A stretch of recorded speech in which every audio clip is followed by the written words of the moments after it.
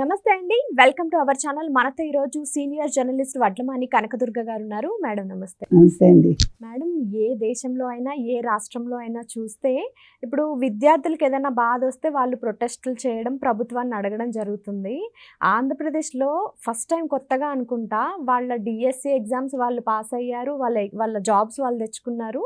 ఇప్పుడు ఎవరైతే జగన్ గారి వైసీపీ ప్రభుత్వం ఉందో లేని అవకతవకల్ని సృష్టించి కొంచెం హంగామా చేస్తున్నారు. 3 రోజుల నుంచి కూడా రిలే నిరాహార దీక్షలు చేస్తున్నారు. అయితే ఇప్పుడు కొత్తగా ఎవరైతే జాబ్స్ వచ్చినాయో వాళ్ళు బయటకొచ్చి మా జాబ్స్ మేము సక్రమంగా చేసుకుంటున్నాం, మీరు మమ్మల్ని అవమానిస్తున్నారు, రాత్రింబవళ్ళు చదివి మేము ఈ జాబ్ తెచ్చుకున్నాము, ఏంటి మాకు ఈ బాధ అని అడుగుతున్నారు. ఈ సిచ్యువేషన్ ఎక్కడైనా జరుగుతుందంటారా అసలు? అంటే మీరు తుగ్లక్ పరిపాలన విన్నారా ఎప్పుడైనా? తుగ్లక్ పాలన మహమ్మద్ బిన్ తుగ్లక్ పేరు విన్నారా? చదివి ఉంటారు, హిస్టరీలో వస్తాడు.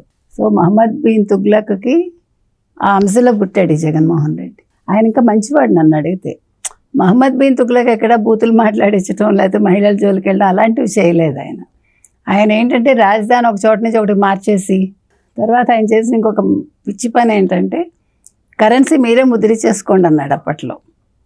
సో ఎవరికి వాళ్ళు నాణ్యాలు ముద్రించేసుకున్నారు. అలా అందుకని పిచ్చి తుగ్లక్ అంటారు. మీకు అర్థమైందా? అంటే ఆర్థిక ఇది తెలియక అతనికి ప్రతివాడు నాణ్యాలు ముద్రించుకుంటే దాని విలువ ఎక్కడ ఉంటుంది? అంటే ఇక్కడ నేను ఎందుకు పిచ్చి తుగ్లక్తో పోల్చానంటే ఇప్పుడు జగన్మోహన్ రెడ్డి బాధ ఏంటంటే ఇప్పుడు రాని వాళ్ళ గురించి అతనికి బాధ కాదు, వీళ్ళకి ఎందుకు వచ్చాయి ఉద్యోగాలు, నేను ఇవ్వలేదు కదా నా హయాంలో. మీకు అర్థమైందా? జగన్మోహన్ రెడ్డి ఎట్లా ఆలోచిస్తాడంటే మనందరం ఒక రూట్లో వెళ్తాం కదా, ఆయన రివర్స్లో మాట్లాడతాడు, రివర్స్లో ఆలోచిస్తాడు. ఇదేంటి నేను ఒక్క డిఎస్సి వేయలే, ఒక మెగా డిఎస్సి వేయలే, నేను ఒక ఉద్యోగం ఇవ్వలా. ఇప్పుడు లోకేష్ 15,700 పోస్టులో 15,700 చిల్లర పోస్టులో ఇచ్చేసాడు, మళ్ళా వేస్తానంటున్నాడు మెగా డిఎస్సి ఆర్ డిఎస్సి. ఇది ఎలా సాధ్యం? ఇప్పుడు మరి అందరూ ఎవరిని గుర్తుపెట్టుకుంటారు? లోకేష్ని గుర్తుపెట్టుకుంటారు విద్యాశాఖ మంత్రిగా. నో, వీల్లేదు. ఇప్పుడు ఈ మొత్తం దీనికి ఎంత ఖర్చు పెడుతున్నారో తెలుసా వైసీపీ వాళ్ళు మీకు? ఇప్పుడు లోకేష్ని దింపడానికి how much they are spending 200 crores తెలుసా? ఈ రిలే నిరాహార దీక్షలో ఊరికే వచ్చేస్తారా? ఎవడైనా ఊరికే వచ్చేస్తాడా పని పాటు లేకుండా? అందులో అసలు అక్కడ ఏమీ లేని దాంట్లో ఇప్పుడు నేతి బీరకాయలో నెయ్యి ఎంత ఉంటుందో వీళ్ళు దగా డిఎస్సి అనడం అలా ఉంటుంది. అర్థమైందా మీకు? సో ఇవాళ ఏంటంటే జగన్మోహన్ రెడ్డి టార్గెట్ ఇక్కడ వాళ్ళకి అర్థం కావట్లా. ఇప్పుడు నిన్నెవరో ఒక అమ్మాయి వెళ్ళి కలిసింది, ఆ అమ్మాయికి ఏదో ఇంత ర్యాంక్ వచ్చిందని. ఫస్ట్ మీరు ఆలోచించుకోండి. ఇప్పుడు 100 మంది రాస్తామండి, ఇప్పుడు అక్కడ ఉండేవి 16 పోస్టులు అనుకుందాం. 100 మందిలో 16 పోస్టులు యాజ్ పర్ రూల్సే కదా ఇస్తారు. ఎక్కడో 98 వాళ్ళకో 97 ర్యాంక్ వచ్చిన వాళ్ళకో ఇవ్వరుగా, ఎట్లా ఇస్తారు? ఇప్పుడు వీళ్ళు వెళ్ళి జగన్మోహన్ రెడ్డి దగ్గర మొరపెట్టుకోవడం అలాగే ఉంది. అసలు జగన్మోహన్ రెడ్డి ఎవడు? జగన్మోహన్ రెడ్డి దగ్గర మనం ఎందుకు వెళ్తున్నాము? ఆయన హయాంలో ఒక పోస్ట్ ఇవ్వలేదు, ఒక డిఎస్సి వేయలేదనే ఆలోచన వాళ్ళకు ఉండాలా? ఆయన ఏదో ధర్నాలు చేయించేస్తున్నాడు, మాకు ఎక్కడి నుంచి వస్తాయి? గాలిలోంచి పుట్టుకిస్తాడా? ఇప్పుడు ఇస్తానని ఆయన చెప్పాడా? మీకు ఎందుకమ్మా 3 ఏళ్ళు కళ్ళు మూసుకోండి, నేను మళ్ళీ నేనే 2.0 ముఖ్యమంత్రిని, నేను వచ్చాక డిఎస్సి వేసి మీకు ఇస్తానని ఆయన చెప్పాడా? ఆ మాట కూడా చెప్పలేదుగా. ఇప్పుడు 2 కోట్ల పరిహారం ఇస్తూ ఉంటే ప్రభుత్వం ఆ రోజు ఏమన్నాడు? 2 కోట్లు తీసుకోకండి, 3 ఏళ్ళు కళ్ళు మూసుకోండి, వచ్చేది మన ప్రభుత్వమే 2029లో, నేనే ముఖ్యమంత్రి, నేను వచ్చి నెలకి మీకు 1 కోటి ఇస్తా అన్నాడు. మరి నేను పిచ్చి తుగ్లక్ అన్నది సరిపోయిందా మీకు? లేదా? మీకు ఇలాంటి ఉదాహరణలు బోల్డ్ దొరుకుతాయి. కానీ ఇప్పుడు జగన్ గారు చెప్తున్నారు కదా మేడం, అంటే తండ్రి కొడుకుని కాపాడడానికి విశ్వ ప్రయత్నాలు చేస్తున్నాడు అని చెప్పేసి. ఈ డిఎస్సి వ్యవహారంలో మరి రాజీనామా చేయాల్సి వస్తుంది కదా. పిచ్చి అండి అసలు. మీరు ఆ ప్రశ్న అడగండి. ఏ తండ్రి కాపాడతాడు, ఏ కొడుకుని కాపాడాలి? బుర్ర తక్కువ వాడు మాట్లాడే మాటలకు మన సమాధానం ఇవ్వడం ఏమిటి? ధర్మేంద్ర ప్రధాన్ చేశారంటే ధర్మేంద్ర ప్రధాన్ ఎందుకు చేశారు? నీట్ విషయంలో ఎవడో చేసిన తప్పిదానికి ఆయన చేయాల్సి వచ్చింది. ఎందుకు చేశాడు ఆయన? జెన్జీ కిడ్స్ ఫర్దర్గా వాళ్ళు వేరే రూట్లోకి వెళ్దాం అనుకున్నారు. సో అక్కడ ఎవరు కూడా ఆత్మహత్యలు చేసుకోకూడదు, లేకపోతే వేరే రకంగా ఆ ఉద్యమం వెళ్ళకూడదని ఒక్క రీజన్ తోటి ఆయన రిజైన్ చేశారు. దాన్ని తీసుకొచ్చి ఇక్కడ ముడిపెట్టి ఆ తర్వాతేగా ఈ డిఎస్సి మొదలు పెట్టాడు. పోరు అంతకుముందు ఏమైనా డిఎస్సి మీద ఈ 1 yearలో పోర్ చేశాడా? ఇప్పుడు మీకు అర్థమైందా? అక్కడ వంక దొరికింది. ఇక్కడ డొంక పట్టుకుని తిరుగుతున్నాడు. అంటే ఇక్కడ విద్యార్థుల్ని కూడా రెచ్చగొడుతున్నారంటారా? రెచ్చగొట్టినా ఇక్కడ ఏమవుతుందమ్మా, ఇది ఎంతకాలం చేస్తారు, ఏంటి జంజీ కిడ్స్ అక్కడ ఉన్నారు, ఏం చెప్తున్నాడు, నేను బొద్దింకా అక్కడ ఉన్న జంజీ కిడ్స్ అంటాడు.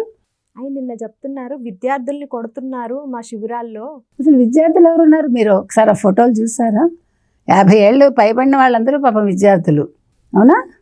ధర్మాన ప్రసాదరావు గారు వీళ్ళందరూ పాప చిన్న పిల్లలు, 20 years వాళ్ళందరూ జంజీలు. వీళ్ళందరూ చెప్పేవాడికి చెవుడైతే వినేవాడికి వివేకం ఉండాలట.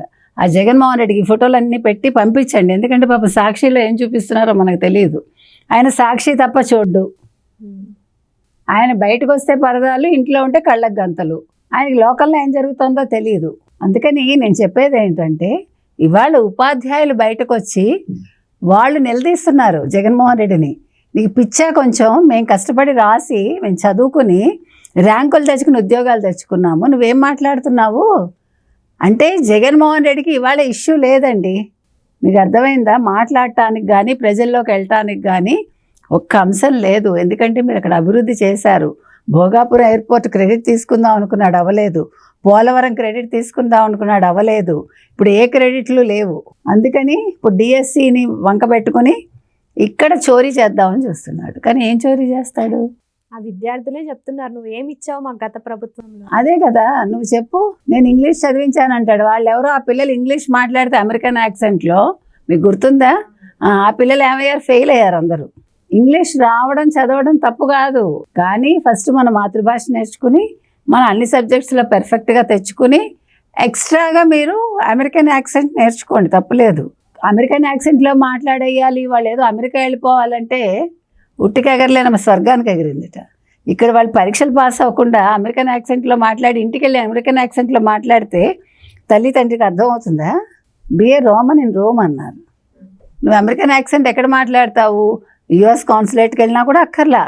నువ్వు అమెరికా వెళ్ళాక అక్కడ నువ్వు సెటిల్ అవుతాను అనుకుంటే, అంటే జాబ్ పరంగా లేదు, మీరు అక్కడ చదువుకున్నప్పుడు when you are talking to other person like Americans or somebody, అప్పుడు మీకు ఆ యాక్సెంట్ అవసరం, అంతవరకే.